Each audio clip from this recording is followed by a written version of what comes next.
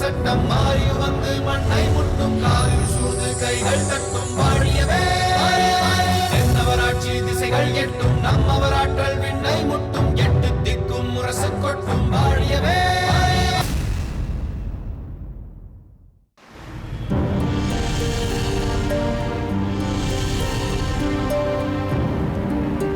முத்துநகை, நாம் அடுத்தபடியாக எத்தகைய முயற்சியில் ஈடுபட வேண்டும் என்பதற்காகத்தான் பார்த்திபனை இங்கு வரச் சொன்னேன். இன்னும் அவனை காணவில்லையே. அவர் வேளிர் சிற்றரசர்களிடம் எப்படியாவது விருமன் இருக்கும் இடத்தை கேட்டு அறிகிறேன் என்று சொல்லிவிட்டு சென்றிருக்கிறார். உடனே அதை அறிந்துவிட முடியுமா? சற்று காலதாமதமாகத்தான் செய்யும். வேளிர் வீரர்கள் என்னை கொல்ல முயன்று கத்தியால் குத்தி காயப்படுத்தியது கூட எனக்கு பெரிதாக தெரியவில்லை. புலவர் காரிக்கண்ணனாரை கடத்தி சென்று விட்டார்களே என்று நினைக்கும் போது என்னால் தாங்க முடியவில்லை. அப்படி நினைப்பதற்கு பதில் தங்களை தாக்கியது போல் அவரை தாக்காமல் இருந்தார்களே என்று நினைத்து பாருங்கள். நீங்கள் எப்போதும் விழிப்போடு இருக்கும் வீரரானதால் எப்படியோ சமாளித்து விட்டீர்கள். அவர்களையும் கொன்று விட்டீர்கள். அப்படி நடந்திருந்தால் என் தந்தையாரால் என்ன செய்திருக்க முடியும்? இல்லை இல்லை, அப்படி ஒரு நிலை அவருக்கு ஏற்படாது. எவருக்குமே தங்களுக்கு ஏற்பட்ட நிலை வராமல் தடுக்க வேண்டியது நம் கடமை. அதற்காக நாம் ஏதாவது செய்தே தீர வேண்டும். பாண்டிய நாட்டிலிருந்து நீ இங்கு வந்து விட்டாய் என்ற உடனே பார்த்திபன் மிகவும் மகிழ்ந்து போனான். இனி நிச்சயமாக புலவர் காரிக்கண்ணனாரை மீட்டுவிட முடியும் என்றான். நானும் அவரும் சென்றுதானே பாண்டிய இளவரசரை மீட்டு வந்தோம். அதை நினைத்துதான் அவர் அப்படி சொல்லியிருப்பார். ஆனால் அவர் பங்கு அதில் நிறைய இருந்தது. இருப்பினும் ஒரு விஷயத்தை நுணுக்கமாக ஆராய்ந்து கண்டுபிடிப்பதில் என்னை போன்றவர்கள் தடுமாறி விடுவார்கள். ஆனால் நீ அப்படி அல்ல.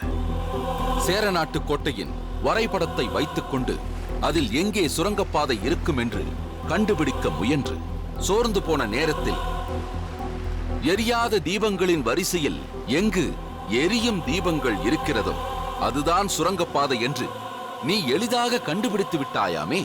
அதை சொல்லி சொல்லி வியந்து போனான் பார்த்திபன். ஓ, இதையெல்லாம் கூட உங்களிடம் சொல்லியிருக்கிறாரா?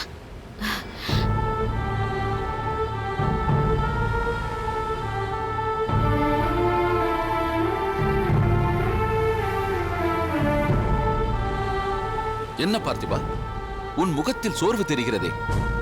கம்பீரமாக நடந்து வரும் நீ தலை குனிந்து வருகிறாயே. நமது முயற்சி வெற்றி பெறவில்லை என்றவுடன் மனம் தளர்ந்து விடுகிறதே. அது முகத்திலும் தெரிகிறது போலும். பார்த்திபன், நீங்கள் சொல்வதை பார்த்தால் வேளிர்களிடமிருந்து எதையும் அறிந்து கொள்ள முடியவில்லை என்பது போல் தெளிவாக தெரிகிறதே. ஆம் முத்துநகை, நயமாக கேட்டு பார்த்தேன். பயமுறுத்தி அறிய முயன்றேன். எதற்கும் அவர்கள் அசைந்து கொடுக்கவில்லை. மிகுந்த திடச்சித்தத்தோடு இருக்கிறார்கள். வாயை திறக்கவே மறுக்கிறார்கள். சித்திரவதை செய்து உண்மையை வரவழைப்பதாக இருந்தால் எப்படியாவது நான் அதை அறிந்து விடுவேன். ஆனால் மாமன்னர் அவர்கள் உடலில் சிறு கீறல் கூட ஏற்படக்கூடாது என்று உறுதியாக கூறிவிட்டார். அதனால்தான் என்னால் ஏதும் செய்ய முடியவில்லை. மாமன்னர் ஒன்றை சொல்கிறார் என்றால் அதற்கு பல காரணங்கள் இருக்கும். என்னதான் நமக்கு தீங்கிழைத்தாலும் அவர்களும் மன்னர்கள் அல்லவா? அதற்குரிய கௌரவத்தோடு அவர்கள் நடத்தப்பட வேண்டும் என்று மாமன்னர் நினைக்கிறார். மயிலே மயிலே இறகு போடு என்றால் போடுமா? அது எப்படி போடும்? அதற்குத்தான் நம் மொழி தெரியாதே. முத்துநகை, இந்த நேரத்தில் கூட எப்படி உன்னால் இப்படி இயல்பாக பேச முடிகிறது? பார்த்திபன், எப்போதுமே நாம் உற்சாகத்தோடு இருந்தால்தான் நிலைமையை உணர்ந்து அதற்கு தக்கபடி நம்மால் செயல்பட முடியும். இப்போது நாம் எப்படி செயல்பட வேண்டும்? நாம் காரியாரை எங்கே சென்று தேட வேண்டும் என்று சொல் முத்துநகை. மறைந்து வாழும் அனைவருக்குமே எப்போதும் புகலிடமாக இருப்பது காடுதான் என்பது நம் அனைவருக்குமே தெரிந்த ஒன்றுதான். தங்கள் நண்பர் இருங்கோவேள் மரமாளிகை அமைத்துக் கொண்டு மறைந்து வாழ்ந்தது ஒரு காட்டில்தானே? அப்படியானால் விருமன் அந்த காட்டில்தான் மறைந்து வாழ்கிறான் என்கிறாயா? நிச்சயமாக அந்த காட்டில் அதே இடத்தில் இருக்க மாட்டான். ஏனென்றால் நாம் முதலில் அங்குதான் தேடி வருவோம் என்பது விருமனுக்கு நன்றாகவே தெரியும். அதுவும் சரிதான். புலவரை கடத்தி விட்டார்கள் என்ற செய்தி கிடைத்த மறுகணமே நான் சில காடுகளுக்கு சென்று தேடி அலைந்துவிட்டு வந்தேனே. எங்கும் யாரும் இருப்பதற்கான தடயமே தெரியவில்லையே. நீங்கள் சென்ற அந்த பகுதிகள் மட்டும்தான் காடு என்று நினைக்கிறீர்களா? அடுத்தடுத்து பல காடுகள் உள்ளன. மக்கள் ஒரு கிராமத்திலிருந்து மற்றொரு கிராமத்திற்கு நடந்து செல்லும் ஒற்றையடி பாதைகள் கொண்ட சில காடுகள் ஆங்காங்கே இருக்கின்றன. அதே நேரம் எவருமே நுழைய முடியாத பயங்கரமான காடுகளும் பல உண்டு. அதுபோன்ற இடங்களில் எங்காவது அவர்கள் மறைந்திருந்தால் நாம் அதை அறிவது மிகவும் கடினமாகும். அப்படி ஒரு இடத்திற்கு தான் புலவரை கடத்திச் சென்றிருப்பார்கள் இல்லையா? அதில் என்ன சந்தேகம்? ஒருவரை புதிதாக ஓரிடத்திற்கு கொண்டு செல்லும் போது கண்களை கட்டித்தான் அழைத்து செல்வார்கள். நாம் எந்த பாதையில் சென்றோம் என்பது அவர்களுக்கே தெரியாது. இருங்கோவேளின் மரமாளிகைக்கு செழியனை கடத்தி சென்ற போது கண்களை கட்டி கொண்டு சென்றார்கள் என்பதை அவர் சொல்லி இருக்கிறார். ஆனால் நான் தாமரையின் துணையால் வைத்தியராக சென்றதால் எனக்கு அந்த நிலை ஏற்படவில்லை. இப்போது நாம் அதை பற்றியெல்லாம் பேசி என்ன பயன் முத்துநகை? அழுந்தூரை இழந்த பிறகு நானும் பல காடுகளில் சுற்றித் திரிந்தவன்தான். எனக்கும் காடுகளைப் பற்றி நன்றாகவே தெரியும். இருந்தாலும் எந்த காட்டில் அவர்கள் இருப்பார்கள் என்று எப்படி தேடுவது? எல்லா காடுகளிலும் தேடித்தான் தீர வேண்டும். மனிதர்களே புக முடியாத காடு, மிகவும் ஆபத்தான காடு என்றாலும் அங்கு சென்று பார்க்கத்தானே வேண்டும். எல்லோரும் ஒரே இடத்திற்கு சென்று பயனில்லை. ஆளுக்கு ஒரு பக்கமாக சென்று தேடினால்தான் யார் கண்ணிலாவது அவர்கள் சிக்குவார்கள். நீ சொல்வதும் சரிதான் முத்துநகை. அப்படியே செய்வோம். ஆளுக்கு ஒரு பக்கம் தேடுதல் வேலையை தொடர்வோம். அதுதான் சரி. எந்த புற்றில் எந்த பாம்பு இருக்குமோ என்பார்கள். அதேபோல் எந்த காட்டில் விருமன் என்ற பாம்பு ஒளிந்து கொண்டிருக்கிறது என்பதை நாம் கண்டுபிடிப்போம். வாருங்கள்.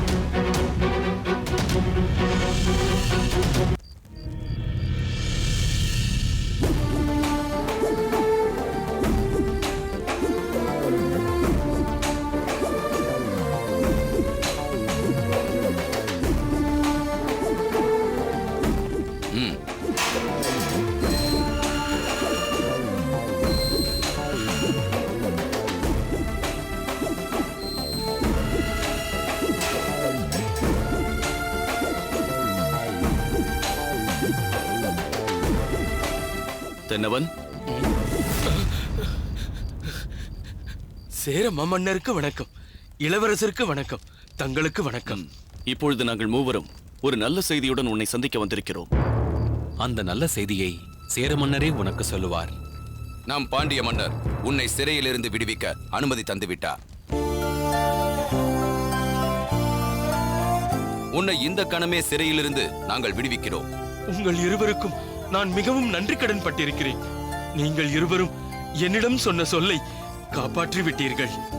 எனக்கு வாக்களித்தபடியே விடுதலையை வாங்கி தந்து விட்டீர்கள். இனி நான் புது மனிதனாய் ஒரு புது வாழ்க்கையை தொடங்கப் போகிறேன். இனி சத்தியமாக வேளிர்கள் இருக்கும் திசை பக்கம் தலை வைத்து கூட படுக்க மாட்டேன். நீ புது மனிதனாய் மாறு, புதிய வாழ்க்கை வாழ.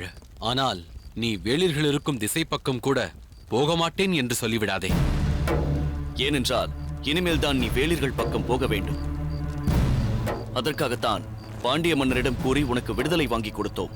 நீங்கள் என்ன சொல்கிறீர்கள்? தென்னவா, முள்ளை முள்ளால் எடு, வைரத்தை வைரத்தால் அறு என்பார்களே, அதுபோல் வேளிர்களிடத்தில் சில காரியங்களை வேளிராகிய உன்னை வைத்துத்தான் நாங்கள் செய்ய வேண்டியிருக்கிறது.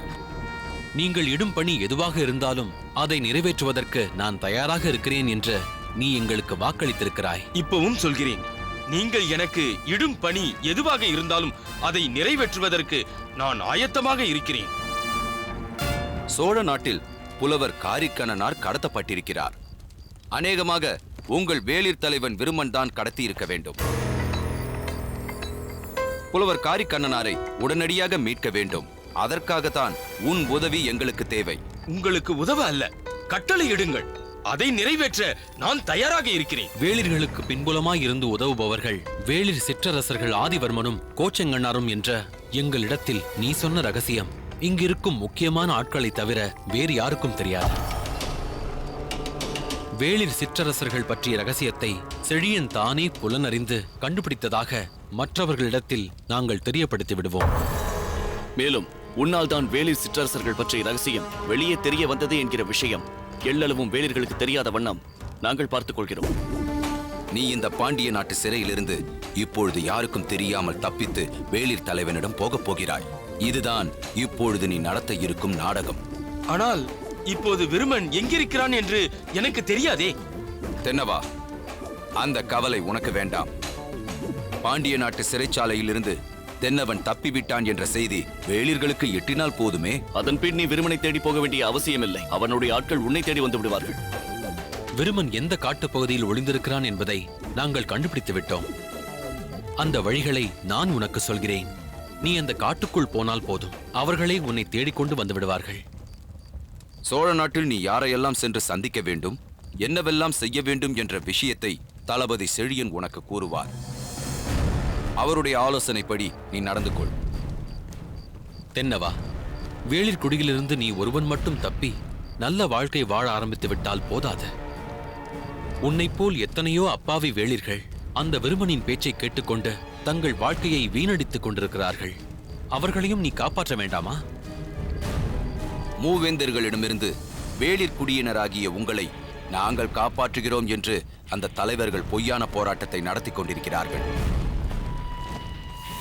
அவர்களிடமிருந்து உங்கள் வேளிர் இனத்தை நீதான் காப்பாற்ற வேண்டும். காப்பாற்றுவாயா? நிச்சயம் நான் காப்பாற்றுவேன்.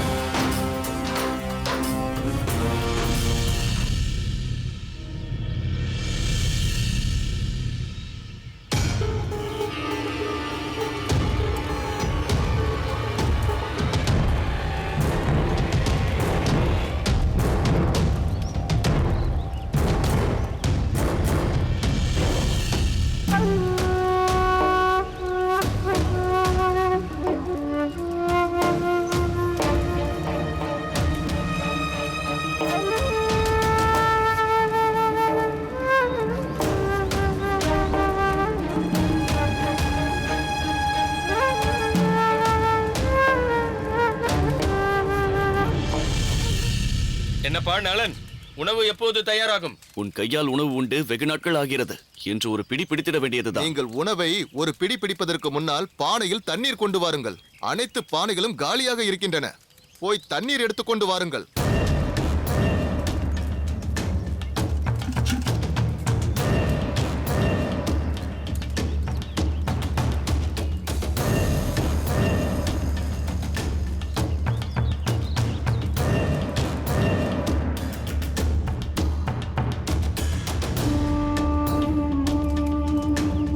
நீங்கள் ஒரு புலவர் என்று கேள்விப்பட்டேன். சமையல் வேலையில் ஈடுபட்டிருக்கும் எனக்கு சோர்வில்லாமல் இருக்க ஏதாவது ஒரு கவிதை சொல்லுங்க. நினைத்த மாத்திரத்தில் கவிதை புனையும் ஆற்றல் எனக்கு இல்லை. அதற்கேற்ற சூழல் அமைந்தால்தான் என்னால் கவிதை புனைய இயலும். சரி, அப்படி என்றால் நான் கவிதை சொல்கிறேன், நீங்கள் கேளுங்களேன். ஓ, அன்னத்தை வடிக்க தெரிந்த உனக்கு கவிதை வடிக்கவும் தெரியுமா? நான் வடிக்கும் அன்னம் எப்படி இருந்தது என்பதை உண்டுவிட்டு பின்னர் சொல்லுங்கள். நான் வடித்திருக்கும் கவிதை எப்படி இருக்கிறது என்று இப்பொழுது சொல்லுங்கள். இது மின்னலை பற்றிய கவிதை. சொல், உன் கவிதையை கேட்டு கழிப்பதற்கு காத்திருக்கிறேன். இடியின் தரியில் இந்த வானம், நொடியில் நெய்த சரிகை கோடு. மண்ணின் மக்கள் வேடிக்கை காண விண்ணில் இடிமகனின் மாயச்சாட்டை. விண்மழை தெளிக்கும் முன்னால் அங்கே பெண்முகில் எழுதும் மாயக்கோலம். கரிய முகில்கள் கன நேரத்தில் வரைந்த வைரக்கோணல் ஓவியம். கரையில்லா இருளில் கன நேரம் தோன்றி மண்ணையே மயக்கி மறையும் மேனகை. புலவரே, எப்படி இருந்தது என் கவிதை? நலபாகத்தில் நீ சிறந்தவனோ என்னவோ, ஆனால் கவிதை புனைவதில் வல்லவனாக இருக்கிறாய். உனக்கு அபாரமான கவிதை ஆற்றல் இருக்கிறது. நினைவாற்றல் இருக்கிறது என்று சொல்லுங்கள். நீ என்ன சொல்கிறாய்? எனக்கு கவிதை எல்லாம் எழுத தெரியாது. எனக்கு கிடைத்த ஒரு ஓலைச்சுவடியில் உங்களை போன்ற ஒரு புலவர் எழுதிய கவிதை இருந்தது. கவிதை பிடித்திருக்கவே அதை மனனம் செய்தேன். நான் மனனம் செய்த கவிதையை தான் உங்களிடத்தில் ஒப்புவித்தேன். சரி, அதற்கும் ஒரு ஆற்றல் இருக்க வேண்டும் அல்லவா? அதைத்தான் முன்பே சொன்னேன். எனக்கு கவிதை ஆற்றல் இல்லை, நினைவாற்றல் ஓரளவு இருக்கிறது என்றேன்.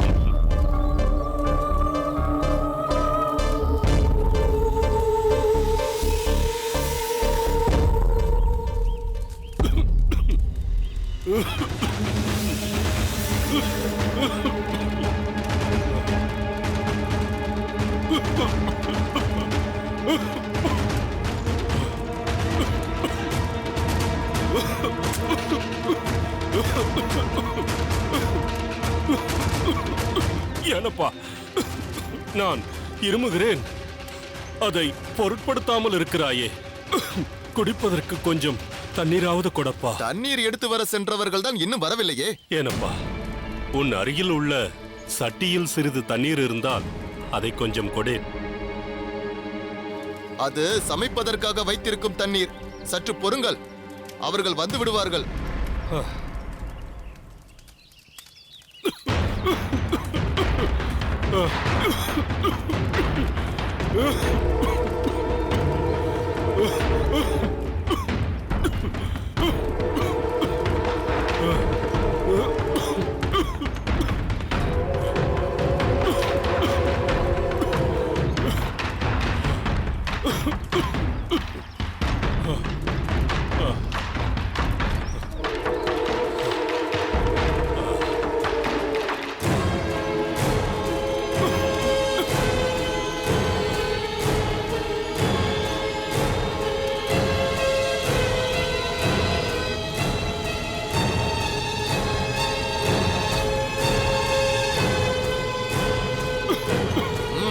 இதை பருகுங்கள்.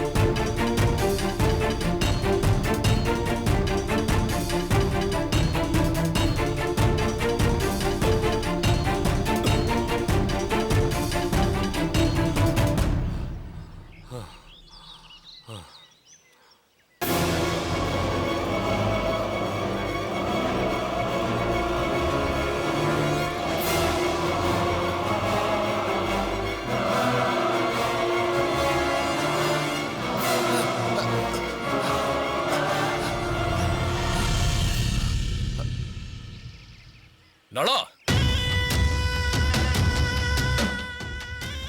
இங்க என்ன செய்து கொண்டிருக்கிறாய்? சமையல் வேலையெல்லாம் முடிந்து விட்டதா? ஆமாம், உன்னோடு இருந்த காரிக்கண்ணனார் இப்போது பாதுகாப்பாகத்தானே இருக்கிறார்? தலைவரே, தவறு நடந்து விட்டது. புலவர் குடிப்பதற்கு தண்ணீர் கேட்டார். பாவம் என்று கைக்கட்டை அவிழ்த்து விட்டேன். அவர் என் தலையில் பலமாக தாக்கிவிட்டு தப்பித்து ஓடிவிட்டார். என்ன சொல்கிறாய்? புலவர் காரிக்கண்ணனார் தப்பிவிட்டாரா? நம் வீரர்கள் எங்கே? அவர்கள் என்ன ஆனார்கள்? அவர்கள் தண்ணீர் எடுப்பதற்கு சென்று விட்டார்கள். இதோ அவர்களும் வந்து விட்டார்களே. தலைவருக்கு வணக்கம். நீங்கள் எத்தனை பேர் இருந்தும் நம் பாதுகாப்பில் இருந்த புலவரை தப்பிக்க விட்டு விட்டீர்களே. புலவர் தப்பித்து விட்டாரா? எங்களுக்கு தெரியாது தலைவரே. நாங்கள் தண்ணீர் எடுக்க போய்விட்டோம். போங்கள், ஆளுக்கு ஒரு திசையாக சென்று தேடி பாருங்கள். அவர் இந்த காட்டு பகுதிக்குள் தான் எங்கேயாவது இருப்பார். வயதானவர் என்பதால் அதிக தூரம் ஓடுவதற்கு வலிமை இருக்காது. போங்கள், தேடி கண்டுபிடியுங்கள். இதோ போகிறோம். நீ இப்படி செல்.